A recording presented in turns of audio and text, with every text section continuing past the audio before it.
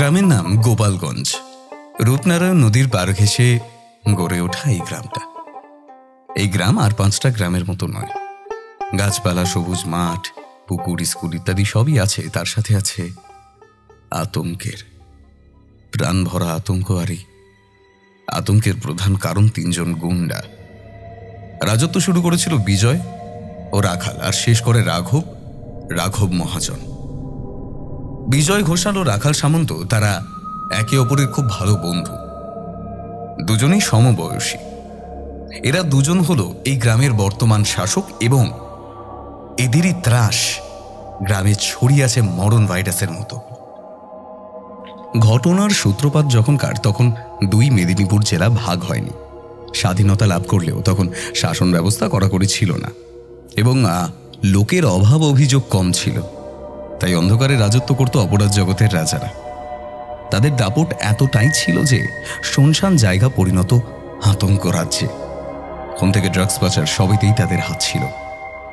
গ্রামের সাধারণ মানুষদের উপর নির্মমভাবে অত্যাচার করত। লোকেদের ভয় দেখিয়ে তাদের জমি, বাড়ি, মূল্যবান সম্পদ লুঠতরাজ করত। আর কেউ অন্যায়ের প্রতিবাদ করলে তার জিভ কেটে দেওয়া হতো, নয়তো খুন করে নদীর জলে ভাসিয়ে দেওয়া হতো। থানার পুলিশরা তাদের ভয় পেত, দাবিদার করত। তখন দোকানদারেরা মুঠি বা তোলা দিত, আর না দিলে জান খোয়াতে হতো।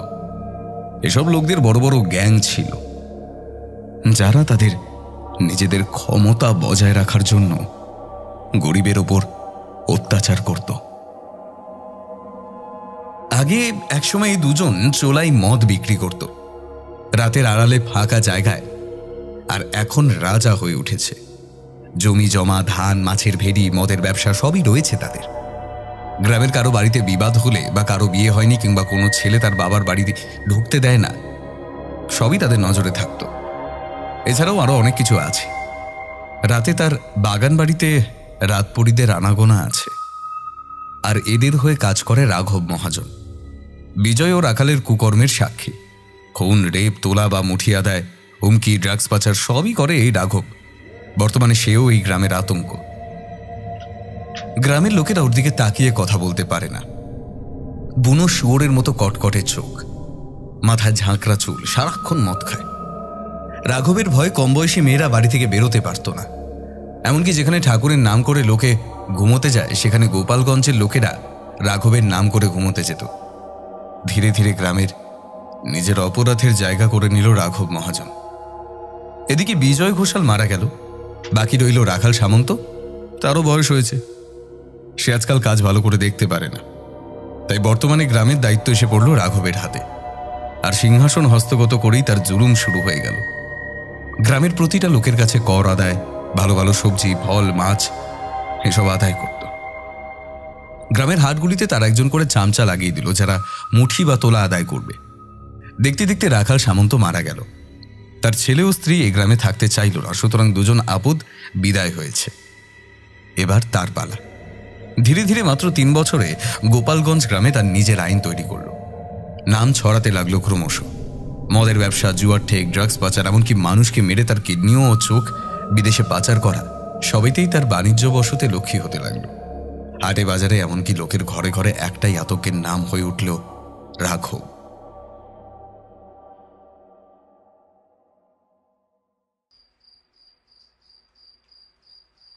কি রে, কাজটা হয়ে গেছে? গম্ভীর ও চাপা স্বরে কথাটা কানুকে বলল রাঘব মহাজন। কানু হেসে ঠান্ডা গলায় বলল,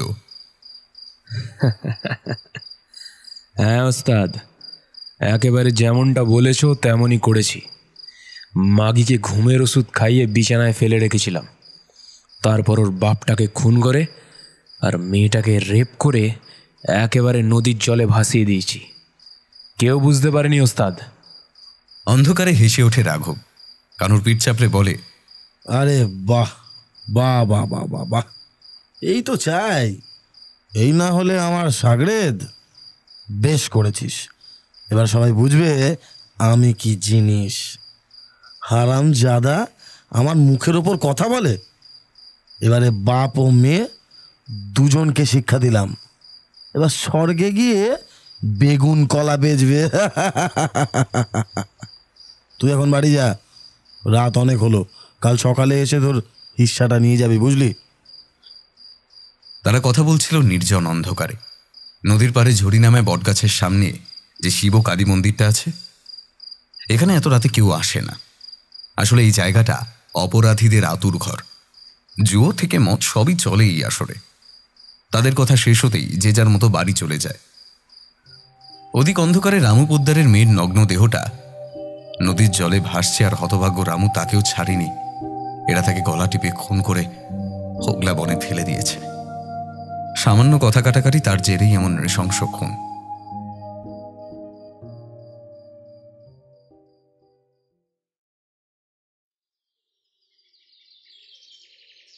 পরের দিন ভোরবেলা এই নৃশংস দৃশ্যটা চোখে পড়ল মাছওয়ালাদের। ভোররাতে অনেক মাছওয়ালা নদীতে মাছ ধরতে আসে।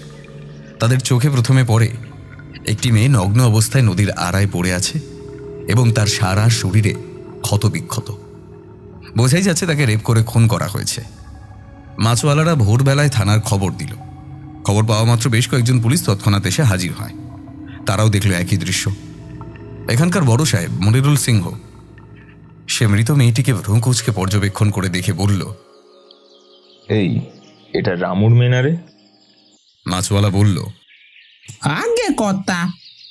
এই, রামুর বাড়িতে একটা খবর দে, আর তোরা সদর হাসপাতালে খবর দিতে যা, তাড়াতাড়ি যা। বলা মাত্র দুজন কনস্টেবল হাসপাতালে আর বাকি দুজন রামুর বাড়ি যায়। কিন্তু সেখানে কি ফল হলো না। রামুর ঘরের দরজা খোলা, তার ঘর এলোমেলো, মনে হয় কেউ ডাকাতি করতে এসেছিল। কনস্টেবলরা তখনই দৌড়ে গিয়ে মনিরুল সিংহকে খবর দিল বর্তমান অবস্থা। মনিরুল বলল, সত্যি কি ডাকাত দলের কাজ নাকি ওই শালা রাঘব মহাজনের কাজ? এসব কথা ভাবতে ভাবতে হাসপাতাল থেকে কয়েকজন এলো। কিছু সময় পর মৃতদেহ হাসপাতালে চালান করে দেওয়া হলো। খবর পেয়ে অনেক লোক সেখানে ভিড় জমিয়েছিল। পরে পুলিশ চলে যাওয়ার পর সেই স্থান পরিত্যাগ করে চলে যায়। তবে ঘটনাটা গায়ের সবার মধ্যে রটে গেল। সবাই নিজেদের মধ্যে আলোচনা করতে লাগলো। হাসপাতালে মৃতদেহ গেলে সেটাকে মর্গে চালান করে দেওয়া হলো। সন্ধ্যার সময় ময়না তদন্তের রিপোর্ট দেবে।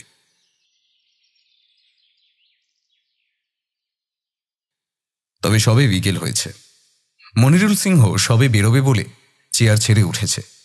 এমন সময় থানার টেলিফোনটা বেজে উঠল।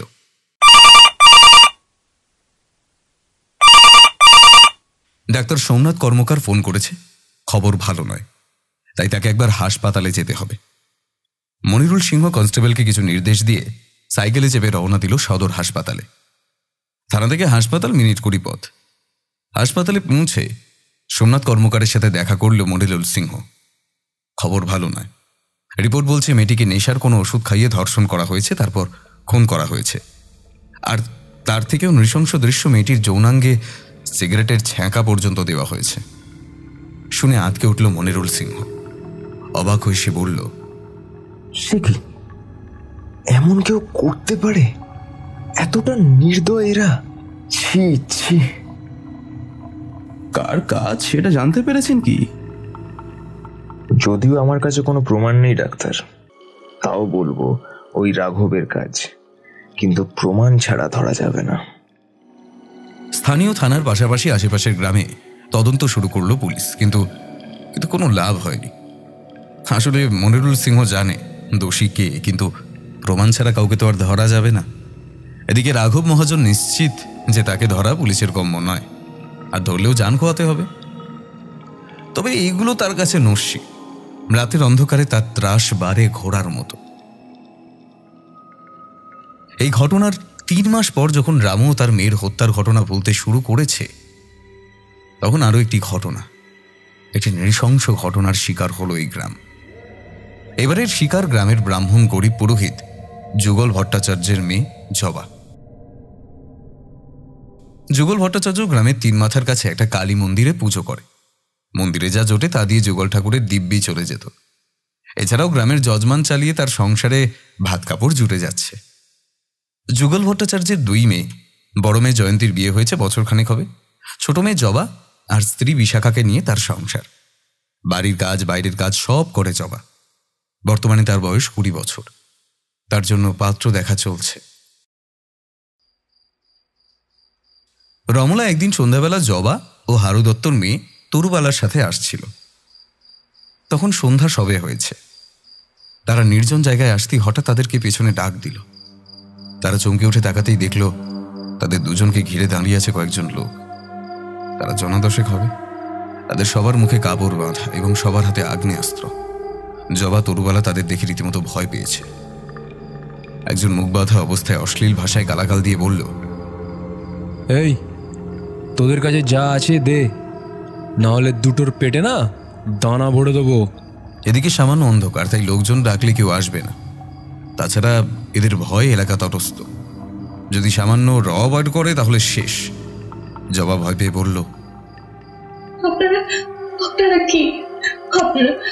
আপনারা প্লিজ আমাদের ছেড়ে দিন।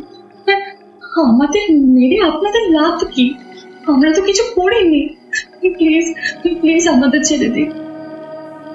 লাভ তো অনেক রে, তোদের ভোগ করে মেরে তারপর তোদের চোখ আর কিডনি পাচার হবে, আর সেটাও হবে বিদেশে।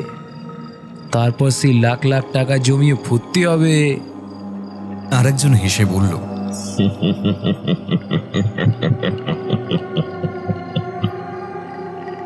এই তাড়াতাড়ি কর, এদিকে কেউ আসছে মনে হয়। তারা আর দেরি না করে দুজন মেয়ের মুখ চেপে ধরে তারপর পাশের ঝোপে টানতে টানতে নিয়ে গেল। এদিকে জবা আর ওর তরুবালার দেরি হচ্ছে দেখে বাড়ির লোকেরা খোঁজাখুঁজি করতে বেরোলো এবং লোকাল থানায় খবর দেওয়া হলো। থানার ওসি মনিরুল সিংহ খবরটা পাওয়া মাত্র দলবল নিয়ে বেরিয়ে পড়ল। কিন্তু আশ্চর্যের ব্যাপার, শত খোঁজাখুঁজি সত্ত্বেও দুটো জলজান্ত মেয়েকে কোথাও পাওয়া গেল না। এমনকি যেখানে তাদের গুন্ডাগুলো ঘিরে ধরেছিল সেখানেও দেখা হলো, কিন্তু তাদের পাওয়া যায়নি। যুগল ভট্টাচার্য বড় চিন্তায় পড়ল। হাজার হোক মেয়ে তো। সেদিন সারা রাত এভাবেই কেটে গেল। পরদিন সাত সকালে এক নৃশংস ঘটনার সাক্ষী হলো গোটা গ্রাম। যুগল ভট্টাচার্যের বউ বিশাখা জোর ভরে ওঠে, তারপর উঠোন ঝাড় দেয়। সারা রাত মেয়ের চিন্তায় ঘুম হয়নি, তাই সকালবেলা উঠে দরজা খুলল। সে দেখল তার বাড়ি থেকে একটু দূরে কালো প্লাস্টিকে মোড়া কি যেন পড়ে আছে। কেউ খুন হলে বা কারো শরীর থেঁতলে গেলে এভাবে কালো প্লাস্টিকে আষ্টে পৃষ্ঠে বাঁধে, তেমনই। বিশাখার সন্দেহ হওয়ায় সে যুগলবাবুকে ডেকে বলল, ওই ওখানে কি যেন একটা পড়ে আছে না? যুগল ভট্টাচার্য বাইরে এসে ভ্রম কুঁচকে তাকিয়ে বলল, হ্যাঁ, এই চল তো গিয়ে দেখি।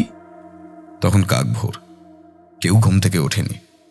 যুগল ভট্টাচার্য ভয় ভয় গিয়ে সেই প্লাস্টিকের আপাত মস্তক দেখতে লাগলো। মনে হয় এটা কোনো মানুষের মৃতদেহ, কেউ মেরে এভাবে রেখে গেছে। যুগল ভট্টাচার্য প্লাস্টিকের উপরের দিকটা ফাঁক করতেই তার বুকটা কেঁপে উঠল। মাথায় যেন বজ্রাঘাত হলো। এই যে তার মেয়ে জবা। যুগল ঠাকুর হাউমাউ করে কাঁদতে কাঁদতে প্লাস্টিকটা খুলে ফেলল। বিশাখাও এগিয়ে এলো, দেখল জবার মৃতদেহ। তার শরীরের জামা কাপড় ছেঁড়া, চোখ দুটো নেই। কেউ যেন তীব্র ক্রোধে উপড়ে নিয়েছে। বিশাখা এই দৃশ্য সহ্য করতে না পেরে জ্ঞান হারিয়ে পড়ে গেল।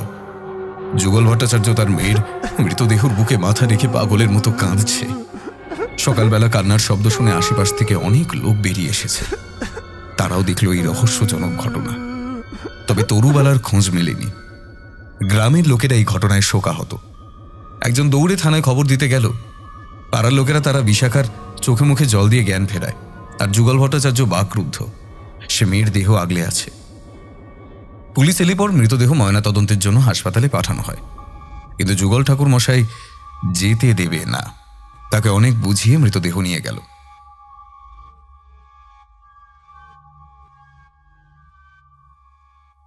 পুলিশ আবার তদন্ত শুরু করল। মনিরুল সিংহ রাঘবের 2-1 সাগরেদকে এনে মারধর করলো, কিন্তু কোনো লাভ হলো না। তারা মুখ খুলল না, বরং 5 দিন পর আরেকটা নৃশংস ঘটনার সম্মুখীন হলো এই গ্রাম। তখন নিশুতি রাত, চারিদিকে চাপচাপ অন্ধকার ও শুনশান। কয়েকজন লোক মুখ বাঁধা অবস্থায় যুগল ভট্টাচার্যের বাড়ির সামনে এলো। তারা চারপাশটা দেখে হঠাৎই দরজা ভেঙে ভিতরে ঢুকল। আচমকা শব্দে ঘুম ভেঙে যুগল ভট্টাচার্য আর তার বউয়ের। ঘরের মধ্যে একটা চিমনি ধিক ধিক চলছে। সেই চিমনির আলোয় তারা দুজন দেখল তাদের ঘরে যেন কারা ঢুকেছে। তাদের পোশাক দেখে বুঝতে বাকি রইল না এরা কারা। তারা ভয় পেল খুব। বিশাখা চেঁচাতে যাবে অমনি কয়েকজন লোক তাকে বিছানায় শুয়ে মুখটা চেপে ধরল আর যুগল ভট্টাচার্যের মুখের উপর বালিশ চেপে ধরল। কিছুক্ষণ ছটপট করতে করতে যুগল ঠাকুর প্রাণ হারালো। বিশাখা চুপ করে সেদিকে তাকিয়েছিল, তার চোখে জল, কিন্তু কিছু করার নেই। একজন চাপা গলায় বলল, এটাকে কি করবি? এটাকে এখানে মেরে ফেলে যাই, তারপর যা করার পুলিশ করে যাবে। আমাদের কাজ এখানেই সমাপ্ত। বল। তারা কথা শেষ করেই কাজ হাসিল করে চলে গেল। বিশাখার মুখ থেকে রটুকু বেরোল না।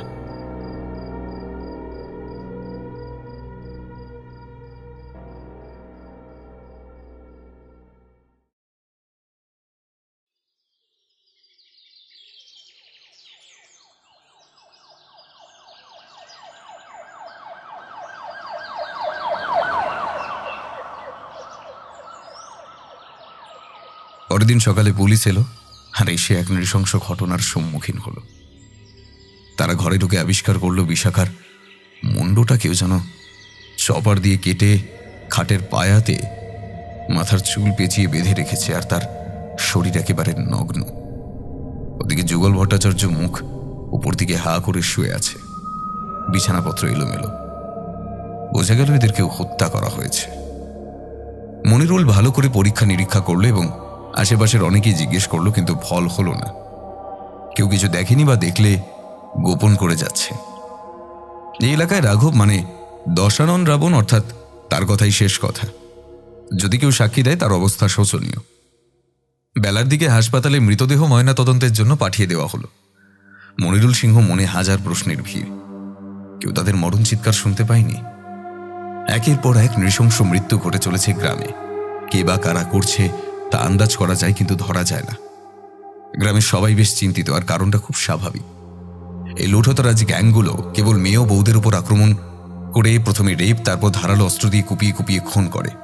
কারো পেট কাটা, কারো চোখের জায়গায় চোখ থাকে না, শুধু দুটো গর্ত দেখা যায়। আবার কারো জিভ কেটে দেয় এরা, এমনকি নরমানবের মুন্ড ছিঁড়ে নেয়। যদিও রাঘব মহাজনকেই সবাই দায়ী করছে, কিন্তু তাদের সাহস নেই যে সামনে এসে তাকে ছিনিয়ে দেয়। বলা বাহুল্য, মনিরুল সিংহ বিশেষ চিন্তিত। তার চাকরি নিয়েই টানাটানি হতে শুরু করেছে। পুলিশ এই অভিযানে ব্যর্থ, কিন্তু মানরক্ষার দায় এদিক সেদিক তদন্ত চালাতেই হচ্ছে।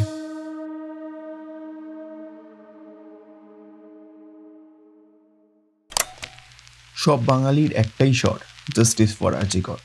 ইসমোহনের একটাই স্বর, জাস্টিস ফর আরজি কর। নাই করে গত 1 মাস ধরে আমরা সবার মুখে এই স্লোগান শুনে আসছি। আমরা আগের ভিডিওতেও বলেছিলাম, প্রচার করার জন্য আমরা বিভিন্ন সোশ্যাল মিডিয়ার মাধ্যমে প্রচার করার চেষ্টাও করছি, রাস্তাতেও বেরোচ্ছি। আপনাদের কাছেও অনুরোধ করছি যাতে আপনারা প্রচার করেন, বিচার চান। আপনারা আগের ভিডিওতেও বেশ অনেকেই সাপোর্ট দেখিয়েছিলেন, যেটা খুবই দরকার। কিন্তু প্রশ্ন হলো, আমরা কি আদৌ বিচার পাবো? কারণ গত 1 মাস ধরে যদি আমরা দেখি তো অনেক কিছুই বদলে গেছে।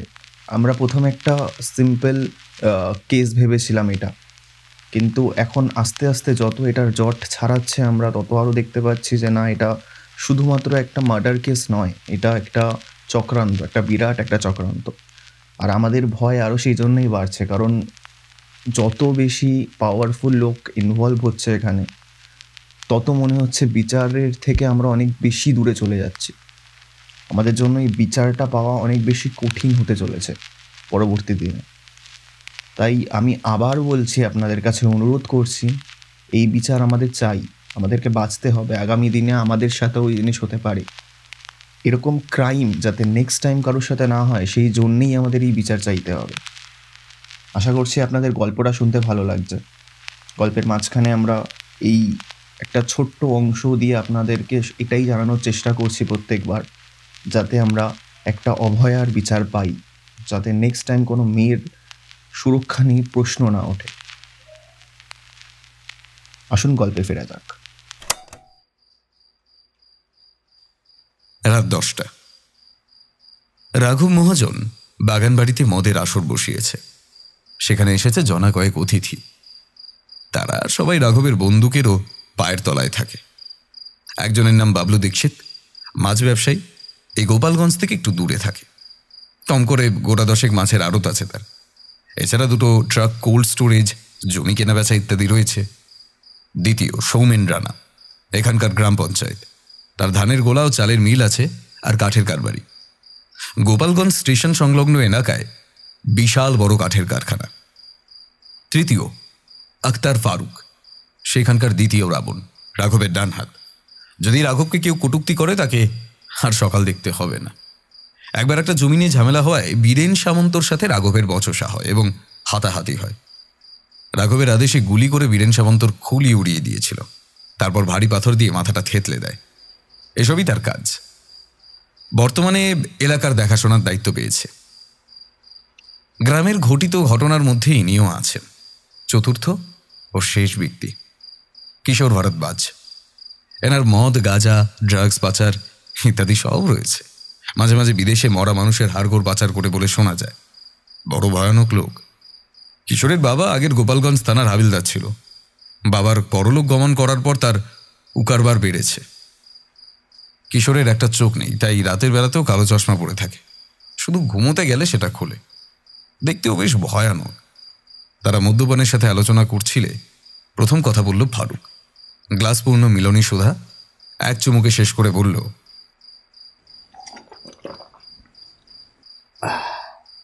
গুরু, হাওয়া কিন্তু ভালো না।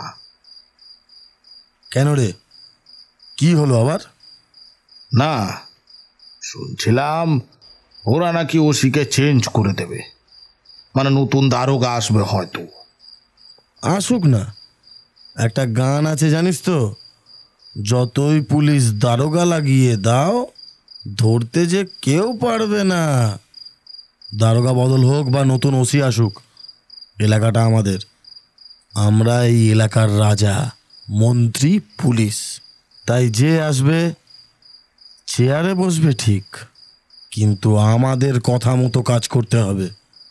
দেখিস না, আজও লোক আমার আতঙ্কে হাঁ করতে পারে না, মাথা নিচু করে চলে।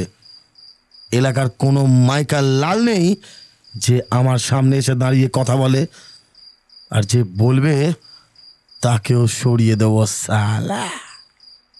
কিশোর ভরদ্বাজ বলল, আর পুলিশ যদি অন্য রাস্তা ধরে, মানে যদি আমাদের কথা না শোনে, তাহলে আর কি, মাথা নিচে আর পা দুটো গাছের ডালে ঝুলিয়ে ডাই ডাই করে গুলি করব মাথায়। আজকাল রক্ত দেখতে বেশ ভালো লাগে, বুঝলি? কথাটা শান্ত গলায় বলল রাঘব। তারপর মদ খেতে খেতে একটা শ্যামা সঙ্গীত শুরু করলো। আমার সাধনা মিটিল, আশা না ফুরিল, সকলি ফুরায় যায় মা।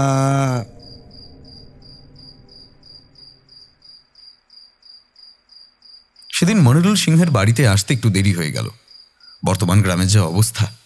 মনিরুল চেয়ারে বসে পায়ের জুতো খুলতে খুলতে স্ত্রীকে জিজ্ঞেস করল, মেয়ে ঘুমিয়ে পড়েছে? হ্যাঁ, কিন্তু না, একটা সমস্যা হচ্ছে গো। কি সমস্যা আবার? স্কুলে কোনো দুষ্টুমি করেছে? না, ঠিক তা নয়। ও বলছিল আজ দুপুরে বাড়ি ফেরার পথে ওকে কারা নাকি ভূতের মুখোশ পরে ভয় দেখাচ্ছিল। বেচারি খুব ভয় পেয়েছে গো।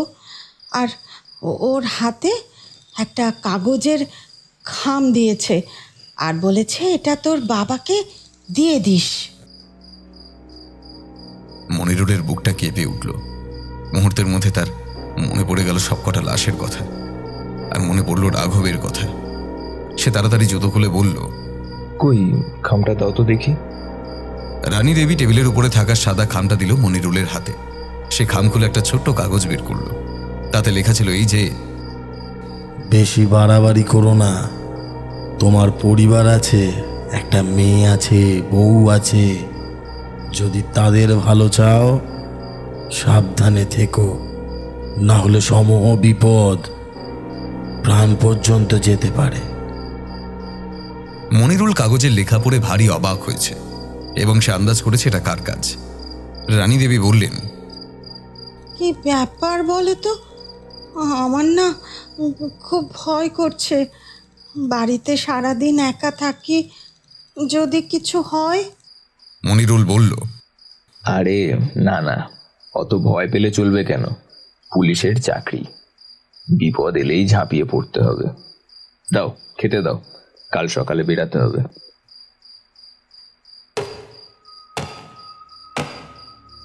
মাঝরাতে তার বাড়িতে খুটখাট শব্দ পাওয়া গেল, বোধহয় কেউ ঢিল ছড়ছে। সেই রাতে ভালো ঘুম হলো না।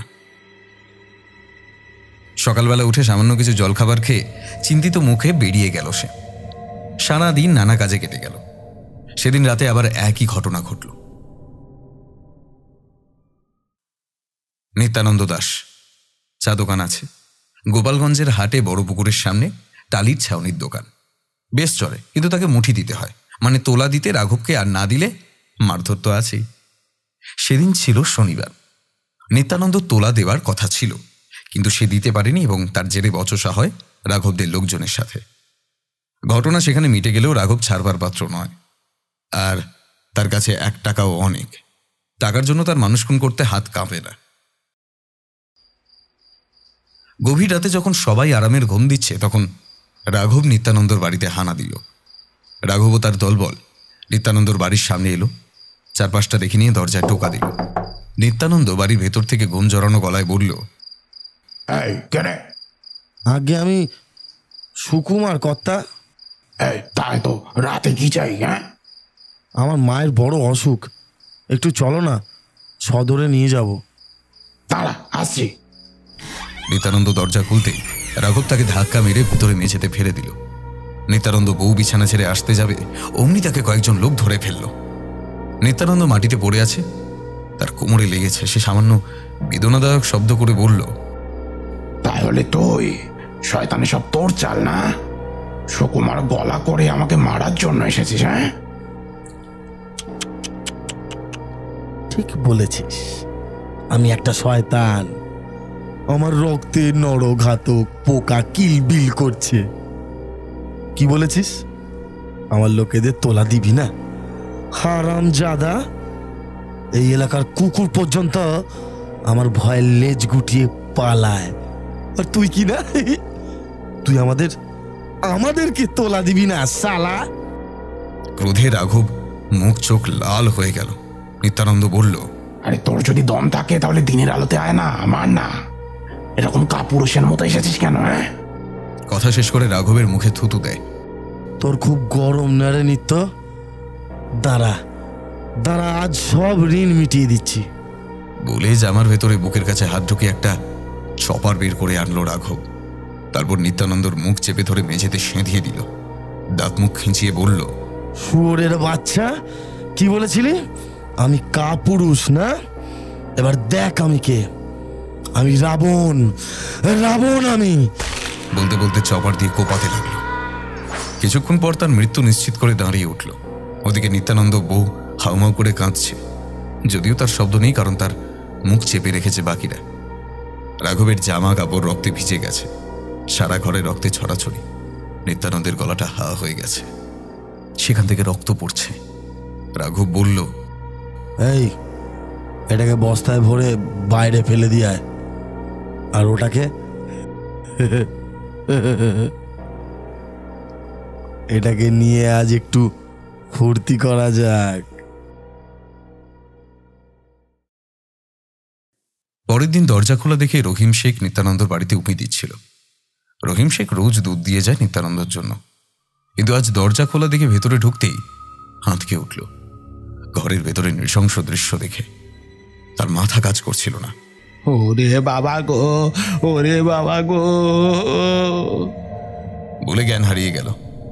তার চিৎকারে গোটা গ্রামবাসী হেসে হাজির। তারা দেখল নিত্যানন্দ সারা ঘরের মেঝেতে রক্ত, ঘর এলোমেলো, আর সব থেকে মর্মান্তিক ঘটনা, নিত্যানন্দর বউয়ের নগ্ন অবস্থায় বিছানায় পড়ে আছে, আর তার গলার কাছটা জবাই করা। অনেকে এইসবে পিছিয়ে গেল। একজন বলল, এই আগে থানায় খবর দে। একজন ছোকরা থানায় খবর দিতে ছুটল। কিছুক্ষণ পর মনিরুল আর আরো 2জন কনস্টেবলকে সঙ্গে করে নিয়ে এলো সে। মনিরুল ভেতরে ঢুকতেই তার চোখ কপালে উঠে গেল। দেখলো একই দৃশ্য, সারা ঘরে রক্ত।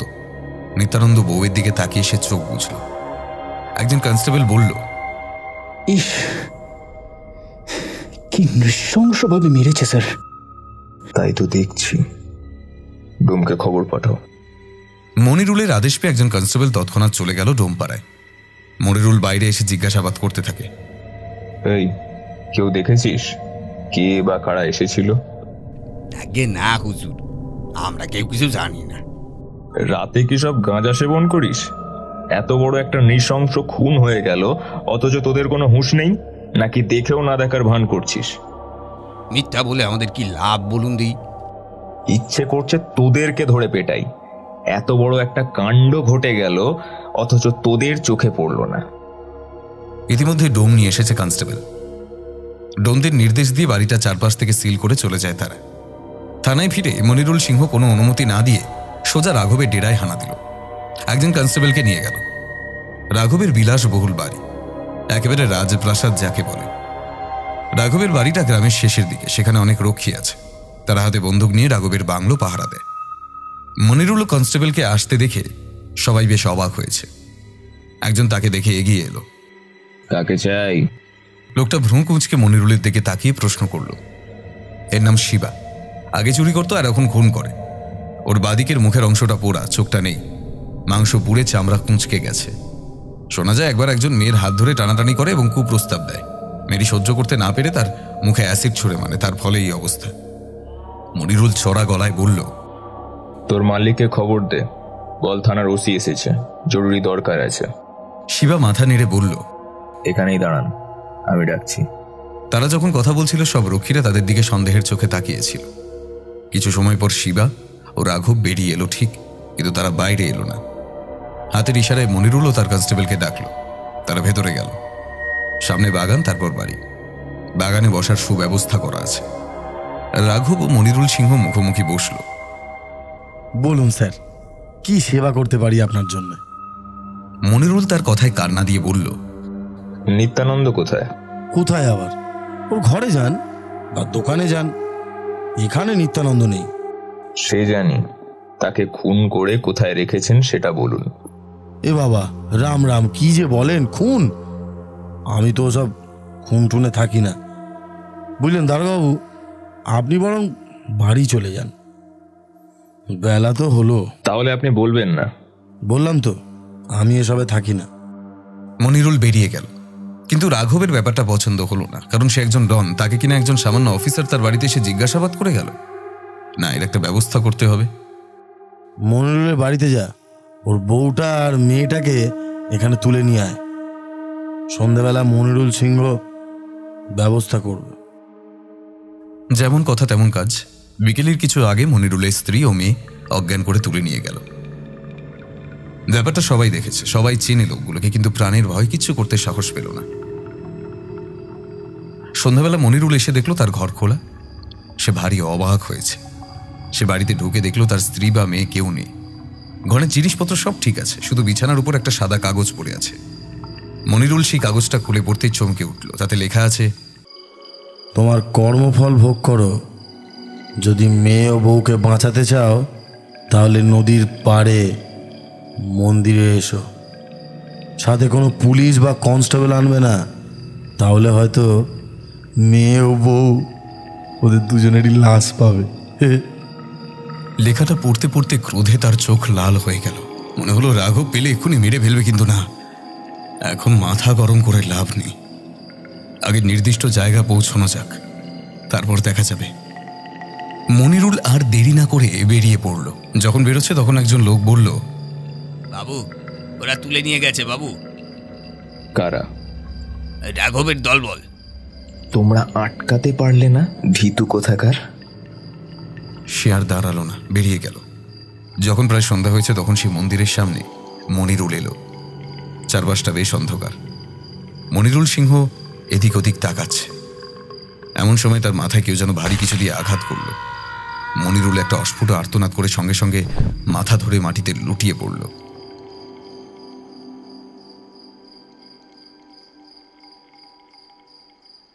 রানীমালা দেবী ও তার মেয়ে একটা অন্ধকার ঘরে বসেছিল।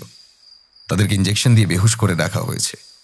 রাঘব সেই ঘরে ঢুকে লাইট জ্বালালো, তারপর শিবাকে বলল, এই এদের চোখে মুখে জল দে। আর ওই মালটার কি খবর?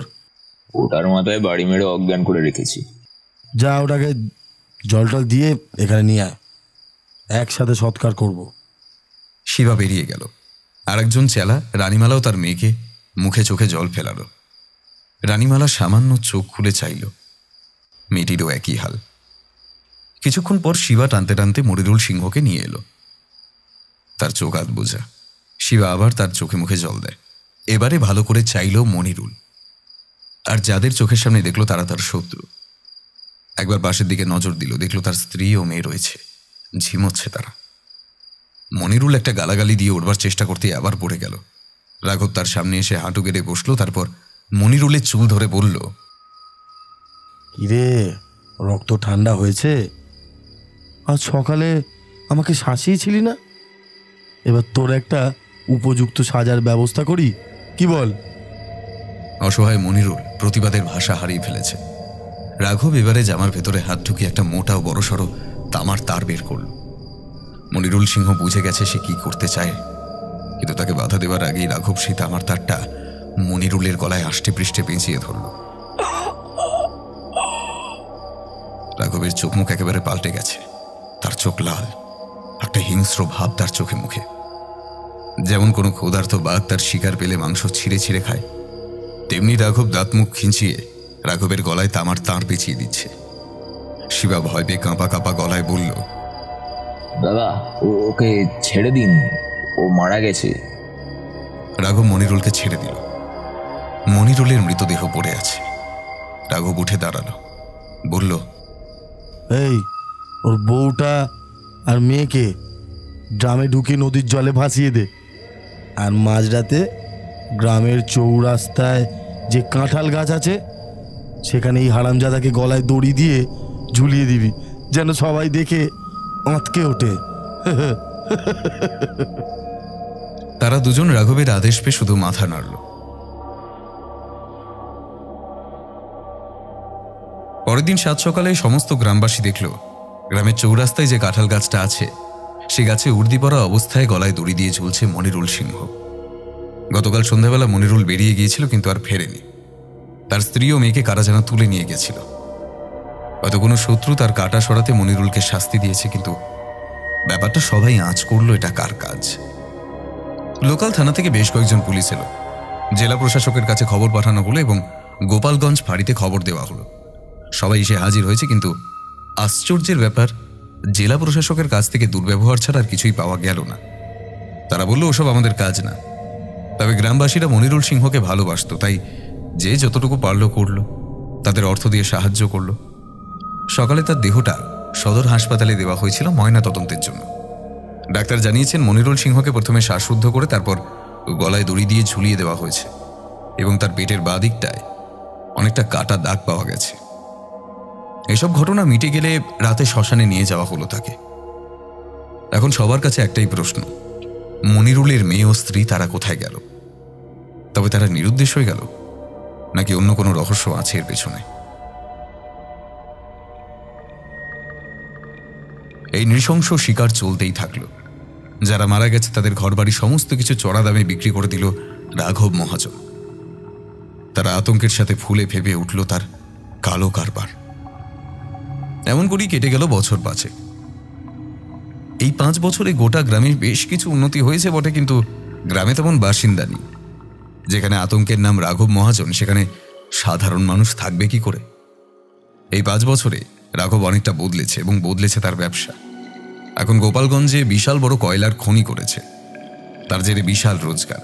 এছাড়াও তার বাড়ির নিচে কোকেনের ব্যবসা শুরু হয়েছে, অর্থাৎ সাপের বিষে যে আঠালো লালা বের হয় সেসব নিয়ে কারবার। রাঘবের বাড়ির নিচে গুপ্ত ঘর করা হয়েছে, সেখানে বেশ কিছু বাচ্চাদের রাখা হয়েছে। তারা সকলেই অনাথ। এদেরকে খেলনার লোভ দেখিয়ে এনে এসব কাজ করাচ্ছে। তাদের দুবেলা পেট চালায় রাঘব মহাজন, তাই এরা সবাই ওস্তাদের দাসত্ব। আর ওস্তাদের কথা নড়চড় হলেই তাকে আর বাঁচতে হবে না। এই বাচ্চাগুলোকে দিয়ে সে কোকেনের বড়ি তৈরি করায়। সেগুলো বাড়ির নিচে সুড়ঙ্গ দিয়ে একেবারে নদীপথ, সেখান থেকে নৌকো বা লঞ্চে হয়ে চলে যাবে বিদেশে।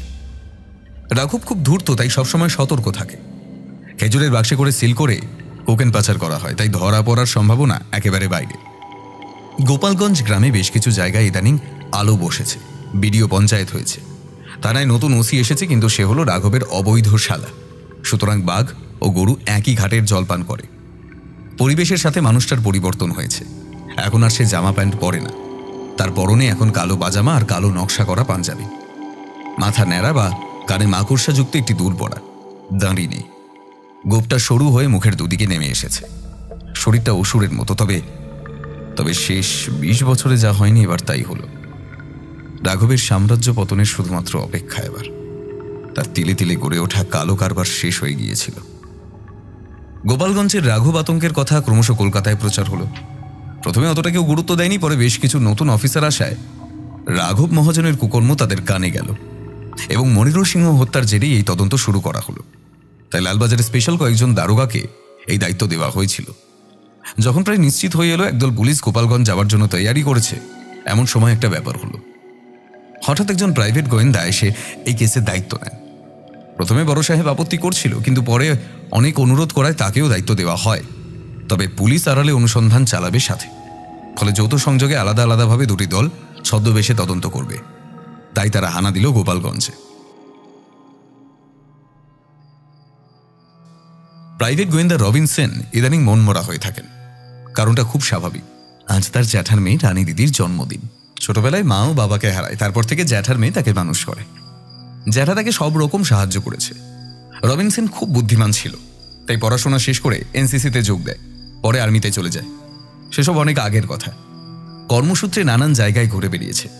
বছর 4 আগে পাহাড়ের চড়াই উঠতে গিয়ে পায়ে বড়সড় চোট পান। তারপর কর্ম হইতে অবসর নিয়ে কলকাতায় নিজের বাড়িতে বাকি সময়টা কাটাচ্ছে। শুধু তার পেশাটা বদলেছে। আগে কার্গিলে যুদ্ধ করত, এখন প্রাইভেট গোয়েন্দা। বলা বাহুল্য বেশ কয়েকটা কেস নিখুঁতভাবে সমাধান করেছে এবং কাগজের নাম ডাক হয়েছে। কিন্তু কলকাতায় আসার পর একটা মর্মান্তিক ঘটনা শুনতে পায়। দিদি রানী ও জামাইবাবু মনিরুলকে কে বা কারা হত্যা করেছে। ঘটনাটা তার কাছে খুব রহস্যজনক, কারণ তার জামাইবাবু পুলিশের দারোগা ছিল। গোপালগঞ্জ ফাঁড়িতে তারা কাজ করত। একজন পুলিশ অফিসারকে হত্যা করা সাধারণ মানুষের কাজ নয়, কোনো মারাত্মক অপরাধী এমন করেছে। খবরটা খুব দুঃখজনক। তারপর থেকে মনমরা হয়ে থাকে।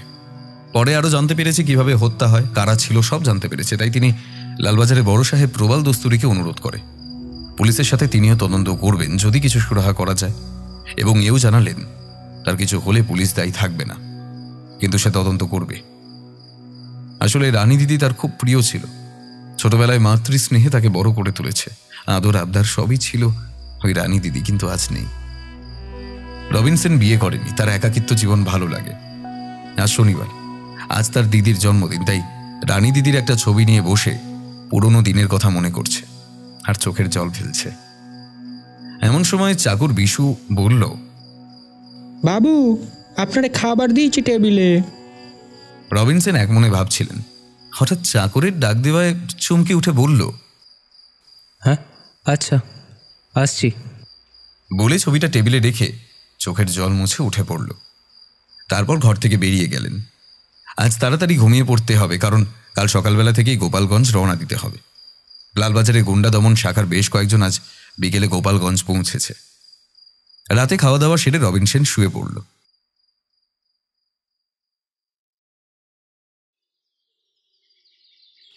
পরের দিন সকাল হতে চাকর বিশুকে নিয়ে বেরিয়ে পড়ে। বিশু 4 বছর হলো তার কাজ করছে। বিশু তার কাজের লোক হলেও রবিনসন কখনো তাকে অবজ্ঞা বা তাচ্ছিল্য করে না। সম্পর্কটা বেশ, তাই যেখানে যায় তাকে সঙ্গে করে নিয়ে যায়, এবং বিশু আপত্তি করে না। মালিকের কাজ করতে সর্বদা প্রস্তুত, তাই রবিনসনের কখন কি লাগবে সেটা ভালো করেই জানে বিশু। হাওড়া থেকে মেচেদা হয়ে রিক্সা বা ট্রেকার জাতীয় গাড়িতে চেপে যেতে হবে গোপালগঞ্জ। আজ বুধবার। রবিনসন ও তার চাকর বিশু গোপালগঞ্জে এসেছে 3 দিন হয়ে গেল। তাদের থাকার ব্যবস্থা হয়েছে এখানকার একজন স্কুল মাস্টারের বাড়িতে। ছদ্মনাম ধরতে হয়েছে। তারা এই 3 দিনে টুকরো টুকরো কিছু তথ্য পেয়েছে, যেগুলো অর্থহীন বলা চলে না। তবে রবিনবাবু অন্য ফোন দিয়ে ছিল। যদি ছদ্মবেশ ধরে তার ডেরায় ঢোকা যায়, তারপর যা হবার হবে। এদিকে গ্রামের লোকেরা পুলিশের অপকর্ম জানল। তারা চুপ থাকে, কিন্তু কিছু বলার সাহস পায় না। রবিনসন এদিক সেদিকে ঘুরে বেড়ায় এবং জিজ্ঞাসাবাদ করে। রবিনসন লক্ষ্য করলো এখানে রাঘবের কথা বললে নয় এড়িয়ে যায়, না হলে নাম শুনলে পালিয়ে যায়। রবিনসন বুঝল এভাবে হবে না, কিন্তু কাজ হাসিল করতে গেলে জরুরি পদক্ষেপ নিতে হবে।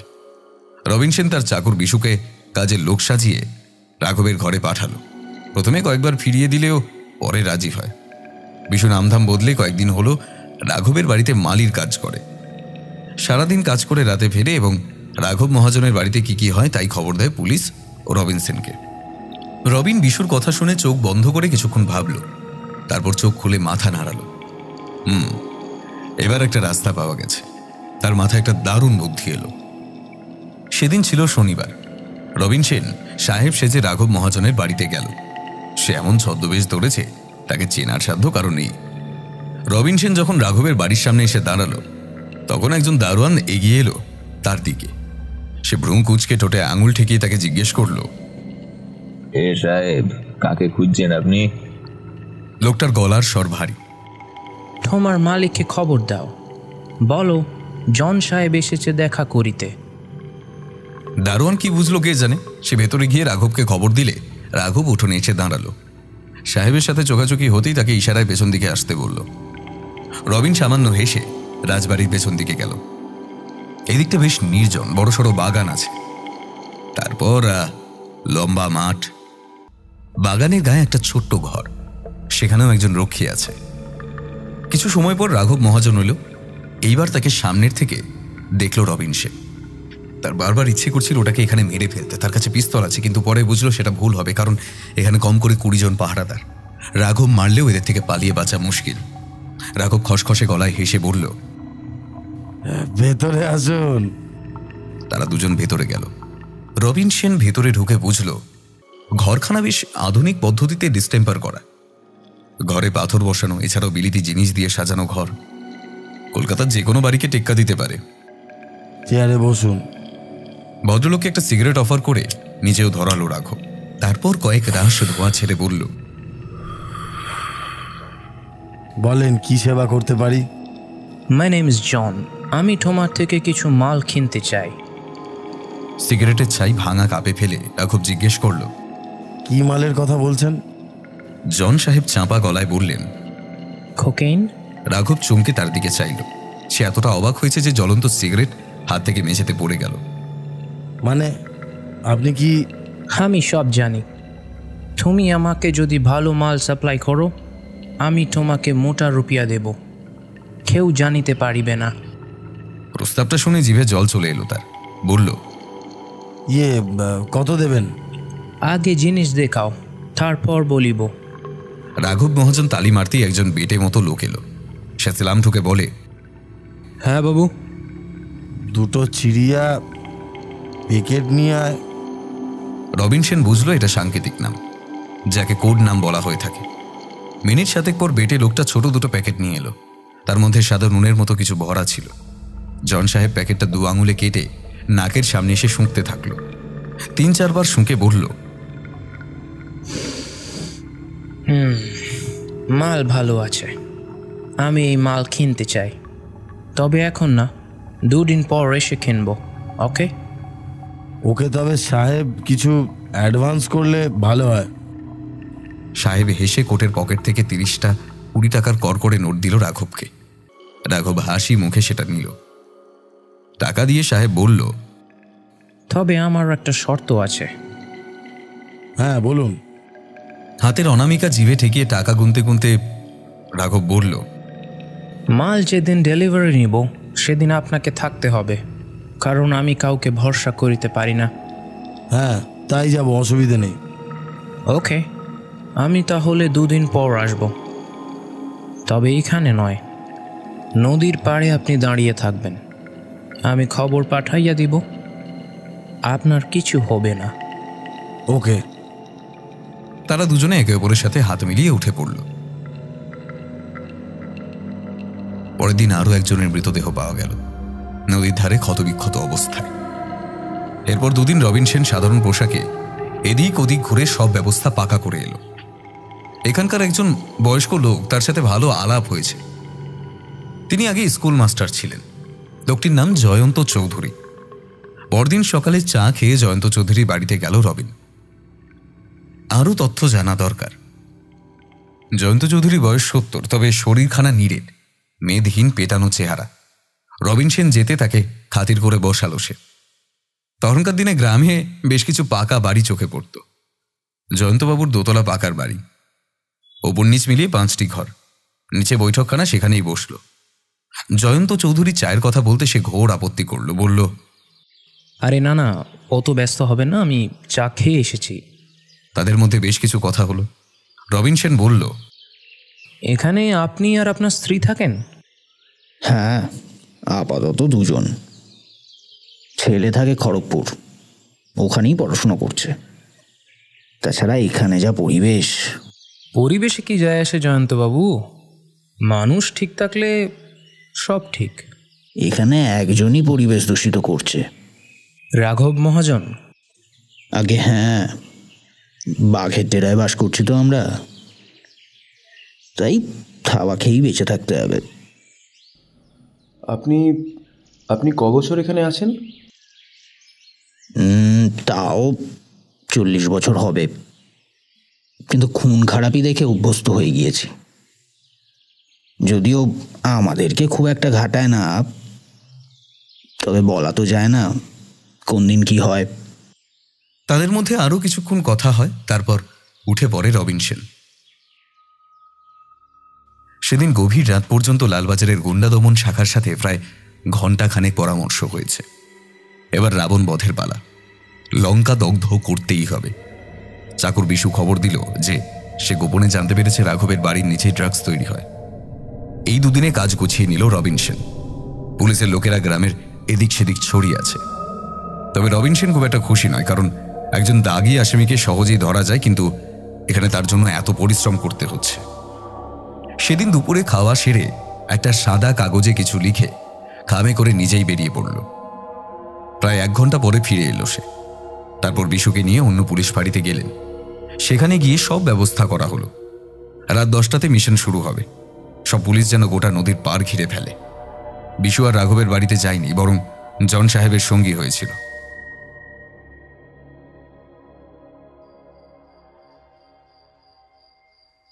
রাত 10টা। গোপালগঞ্জের শ্মশান থেকে কিছুটা জঙ্গল ও তার মাঝখানে একটা ফাঁকা জায়গা। সেখানে একটা নৌকো দাঁড়িয়ে আছে, তার মধ্যে অনেক লোক আছে। তারা একজন সাহেবের সাথে এখানে এসেছে। সেখানে একটি বটগাছ এবং একটি মন্দির। এই জায়গাটা অপরাধীদের গোপন জায়গা। এই মন্দিরের ভেতর একটি ঘর আছে, যেটা সোজাসুজি চলে গেছে রাঘবের ঘরের নিচে। গভীর রাত হলে এখান থেকে পাচার হয় লক্ষাধিক টাকার কোকেন। কিছু সময় পর সেই গুপ্ত দরজা খোলা হলো। সেখান থেকে বেরিয়ে এলো একজন লোক। আবছা অন্ধকারে বোঝা যায় লোকটা ষণ্ডা মার্কা। সে নৌকোর সামনে এসে দাঁড়ালো, তারপর শীষ দিতে লাগলো। তৎক্ষণাৎ বেরিয়ে এলো একজন সাহেব ও কয়েকজন লোক, আর তার সাথে বিশু চাকর। সবার হাতে টর্চ রয়েছে। তারা নৌকোতে কাঠের পাটাতন ঠেকিয়ে নৌকোর লোকগুলো নেমে এলো। রাঘবের একটু সন্দেহ হলো, কারণ দুপুরেই সাহেব একজনের হাত দিয়ে কাগজে লিখে পাঠিয়েছিল সে একা আসবে, কিন্তু এতজন কেন? তার মধ্যে আবার ওই চাকরটা। রাঘব বলল, কে রে তুই? বিশু কিছু বলে না, দাঁত বের করে হাসে। সাহেব বেশ উচ্চস্বরে বলে, মাল কই? আগে ভেতরে চলুন, তারপর। কেন ভিতরে যাইব কেন? না, এমনি আগে একটু হুইস্কি হোক, তারপরে। আমি ওসব খাই না রাঘব মহাজন। হাসা বাংলায় বলল জন সাহেব। তারপর কোটের ভেতর থেকে একটা পিস্তল বের করল। সেটা রাঘবের দিকে উঁচিয়ে ধরে বলল, হয় মাল দাও, না হয় জান দাও। নিজের হাতের আঙুল কেটে রক্ত পড়লে এত আশ্চর্য হতো না সে। সাহেব বাংলা বলছে। রাঘব দেখল জন সাহেব ক্রোধে ঘৃণায় তার দিকে পিস্তল উঁচিয়ে আছে, আর বাকিরা লোকের টর্চের আলো ফেলেছে রাঘবের দিকে। রাঘব বেশ অবাক হয়েছে। সে ভেবেছিল এক হয়ে গেল আরেক। ওদিকে গুপ্ত দরজা বন্ধ হয়ে গেছে, তবে রাঘব ছাড়বার পাত্র নয়। তার মুখ হিংস্র হয়ে উঠেছে। একটা অশ্লীল ভাষায় গালিগালাজ করে সেও পিস্তল বের করল। শালা শুয়ারের বাচ্চা, আমার সাথে চালাকি? আমি রাঘব মহাজন। শালা যমরাজ আমাকে দেখলে ভয় পায়, তুই কিনা আমাকে মারবি? হারামজাদা, বেঈমান! যেই ট্রিগারে চাপ দিতে যাবে অমনি চাকর বিশু তার দিকে কোথা থেকে একটা ইট ছুঁড়ে মারলো, ফলে পিস্তলটা পড়ে গেল মাটিতে। হাতে সামান্য লেগেছে, কিন্তু সেটা অগ্রাহ্য করে আবার সে পিস্তলটা তুলতে যাবে, অমনি তার হাতে পা দিয়ে চেপে ধরল রবিনসন। হাতটা পিষতে লাগলো। এবার এবার রাঘব মহাজন, দেখি দেখি তোর কত ক্ষমতা। রাঘব যন্ত্রণায় কাতরাচ্ছে। তোর কপাল ভালো যে তুই এখানে আসছিস। একবার আমার ডেরায় চল, দেখবি তোর কি অবস্থা করি। রবিনসন হেসে বলল, তার কোনোদিন হবে না রে শয়তান। তোকে তোকে অনেক আগেই মেরে ফেলা উচিত ছিল, কিন্তু বড্ড দেরি হয়ে গেল। এবার দেখ তোর কি হয়। বলে কোটের পকেট থেকে একটা বাঁশি বের করে বার কয়েক বাজিয়ে দিল। অন্ধকার ভেদ করে ঝোপঝাড় থেকে বেরিয়ে এলো পুলিশের লোক। তারা চারিদিক থেকে ঘিরে ফেললো রাঘবকে। রবিনসন বলল, এখন একে নিয়ে যাও, এর বিচার আগে আমি করব, তারপর আদালতে নিয়ে যাব। রাঘবের কলার ধরে তুলে ধরল রবিন, তারপর পুলিশের হাতে তুলে দিয়ে বলল, যাও, কুকুরটাকে নিয়ে খাঁচায় বন্দি করো। সেই রাতে আরো অনেক কিছু ঘটল। প্রথমে রাঘবকে নিয়ে চলে যায়, তারপর পুলিশরা হানা দেয় রাঘবের বাংলোতে। প্রায় ভোর রাত পর্যন্ত চলল তল্লাশি। রাঘবের বাড়ির সবাইকে গ্রেফতার করা হয়েছে। রাঘবের বাড়ির নিচে কোটি টাকার কোকেন উদ্ধার করা হয়েছে। গুপ্ত কক্ষে অনেক ছোট্ট ছেলেদের পাওয়া গেছে যারা তার নিচের কারখানাতে কাজ করত। লোকটা কতটা নীচ লোক, নৃশংস শয়তান, নাহলে বাচ্চা ছেলেদের দিয়ে এসব কাজ করায়। সকালে কলকাতা থেকে আরো পুলিশ এলো। তারা বাড়িটি বর্তমানে সিল করেছে। বাড়ির বাগানে মাটি কোপানো দেখে পুলিশের সন্দেহ হয়। সেখান থেকে অনেক নর কঙ্কাল আবিষ্কার হয়।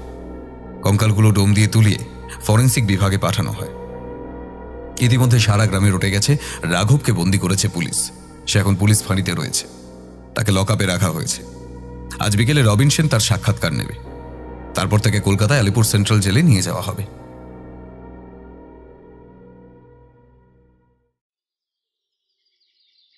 সকালবেলা 10টা নাগাদ জয়ন্ত চৌধুরী বাড়ির উঠোনে সবাই বসেছিল। রবিনসন ছাড়াও এসেছে লালবাজারের গুন্ডা দমন শাখার প্রধান সুব্রত কুমার রাহা আর লালবাজার দারোগা বিভাগের একজন অফিসার নাম রতন সিংহ। যাক, রাক্ষসটা তাহলে আপনার পাতা ফাঁদে পা দিল। গরম চায় চুমুক দিয়ে বলল জয়ন্ত চৌধুরী। রবিনসন বলল, না জয়ন্ত বাবু, তাও নিজেকে চোর মনে হচ্ছে।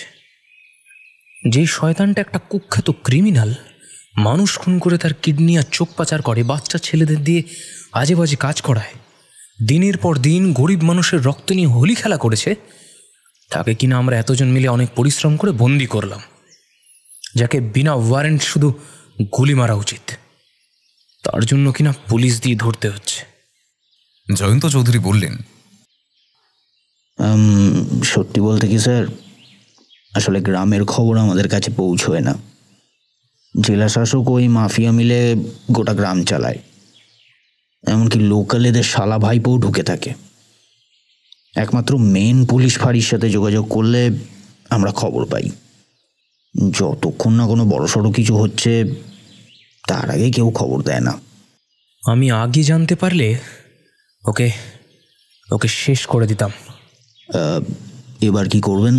আমি আজ ওর সাক্ষাৎকার নেব, তারপর আপনারা নিয়ে চলে যাবেন। এখানে আর কিছু করা যাবে না, তাই ওকে আদালতে তোলা হবে। বড় সাহেবকে বলে 2 দিনের মধ্যে চার্জশিট তৈরি করে ওর বিচার হবে। কিন্তু মৃত্যুই ওর একমাত্র শাস্তি নয়। হারামজাদাকে বাঘের সামনে ছেড়ে দিলে ভালো হতো। সুব্রতবাবুর বাঘ ওর দানবিক চেহারাটা ছেড়ে খেত, দেখে শান্তি পেতাম। সুব্রতবাবু হাঁ করে চেয়ে রইল রবিনসনের দিকে। লোকটা বলে কি?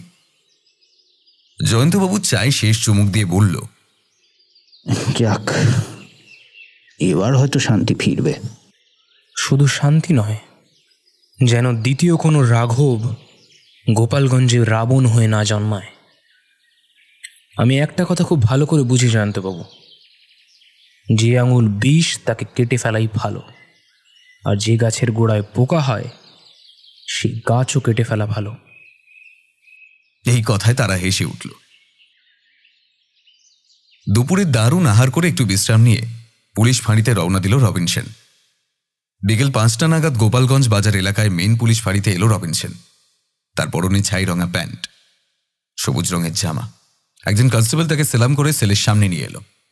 সেলের ভেতরে লম্প জ্বলছে আর খাটিয়াতে শুয়ে আছে রাঘব মহাজন। পায়ের শব্দ পেয়ে সে খাটে উঠে বসল রাঘব। তার পরনে কয়েদির পোশাক। সে ঢুলু ঢুলু চোখে দেখল বাইরে দুজন দাঁড়িয়ে, একজন কনস্টেবল বীরেন বক্সী, আরেকজন হলো রাঘবের বাড়িতে চিঠি দিতে গিয়েছিল সেই লোকটা। রাঘব রবিন সেনের ছদ্মবেশ দেখেছে, তার আসল নাম জানে না। রাঘব বলল, এখানে কি চাই? রবিন সেন সেলে ঢুকল। তোর চোখ, কিডনি আর মুন্ডু চাই বলে রাঘবের মুখোমুখি বসল রবিন সেন। বীরেন বক্সী বাইরে দাঁড়িয়েছিল। রাঘবের মুখে বিরক্ত ও হিংস্র ভাব। আরে তুই আমাকে সেদিন ওই শালা জন সাহেবের চিঠি দিতে গিয়েছিলি না? হ্যাঁ, একদম ঠিক ধরেছিস। আমি সেই জন সাহেব যে ছদ্মবেশে তোকে বোকা বানিয়েছি, আর আমি তোকে চিঠিটা দিতে গিয়েছিলাম।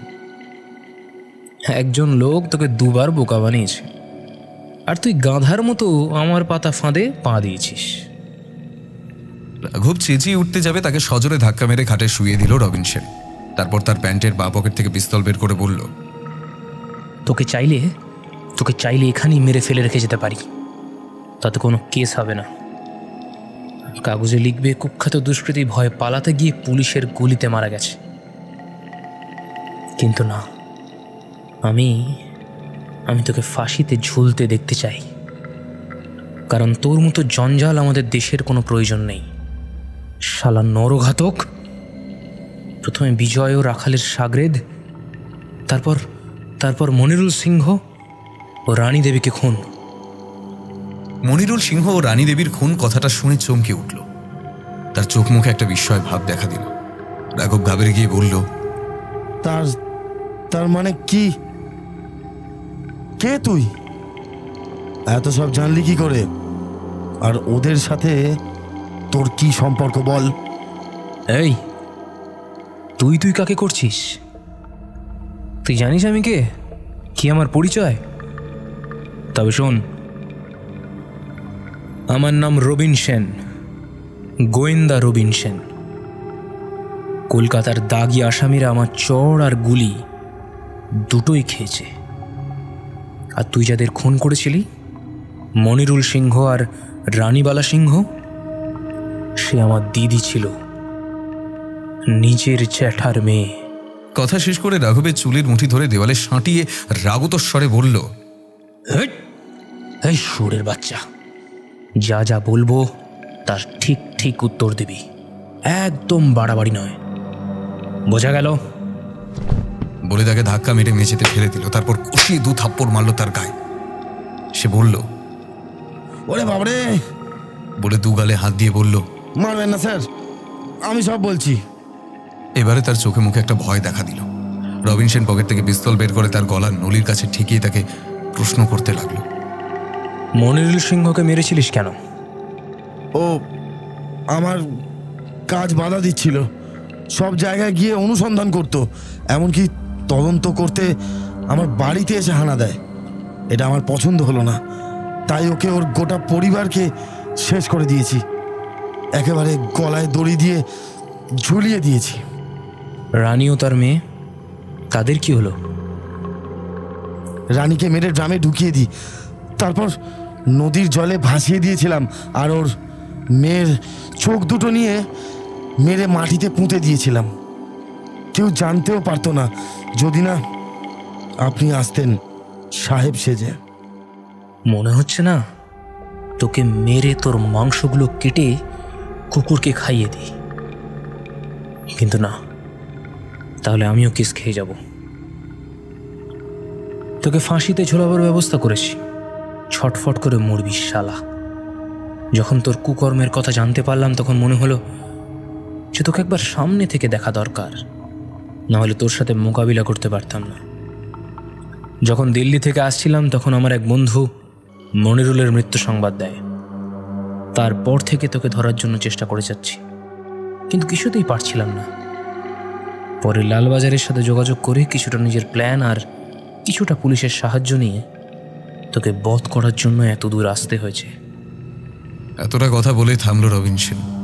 রাঘব সেই অবস্থায় হেসে বলল, তাও আমাকে সরাসরি কেউ ধরতে পারলো না। শেষে পুলিশ নিয়ে চোরের মতো ছদ্মবেশ ধরে আমাকে ফাঁসিয়ে দিলি, লজ্জা করে না?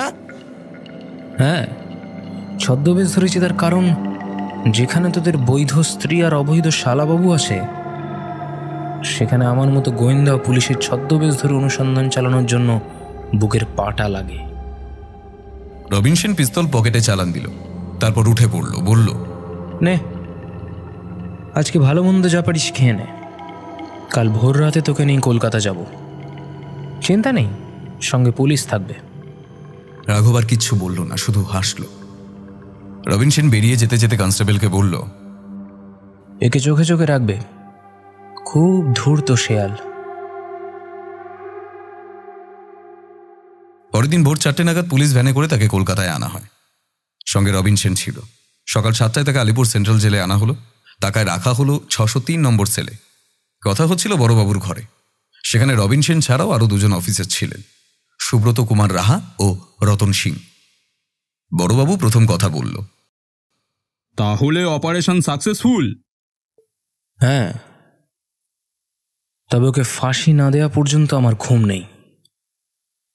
যে শত্রু তাকে যদি চোখের সামনে মরতে না দেখি, তাহলে এই জীবন বড় বৃথা সাহেব।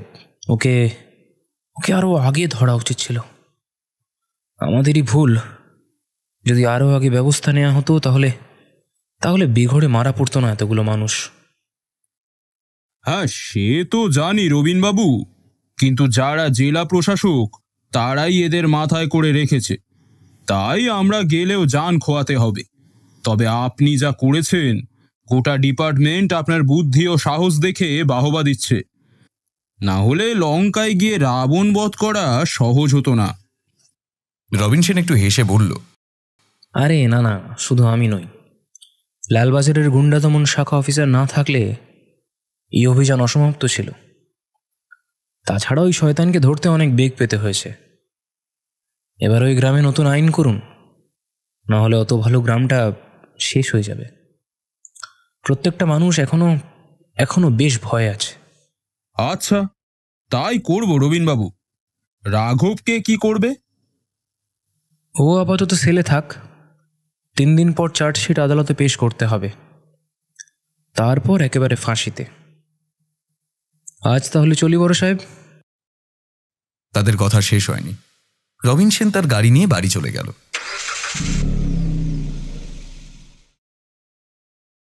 এর 3 দিন পর রাঘবকে আদালতে তোলা হয়। বিরোধী পক্ষে কোনো উকিল না থাকা এবং তাদের বিরুদ্ধে অনেক প্রমাণ অনুযায়ী তাকে দোষী সাব্যস্ত করা হলো। বিচারে তার ফাঁসির হুকুম দেন জজ সাহেব। বিচারের সময় হাজির ছিলেন গোয়েন্দা রবিন সেন। তবে শেষ কদিনে নাকি রাঘব মুষড়ে পড়েছিল। আজ শনিবার ভোর 5টা বাজে রাঘবকে স্নান করিয়ে গীতাপাঠ শুনিয়ে ফাঁসির কাঠের সামনে আনা হলো। একজন ডাক্তার, একজন উকিল, একজন কনস্টেবল ও রবিন সেন আছে। মুখে কালো কাপড় পরানোর আগে তার মুখে এক ঝলক হাসি দেখা দিল এবং 2 চোখে জল। নির্দিষ্ট সময় কাজ শেষ।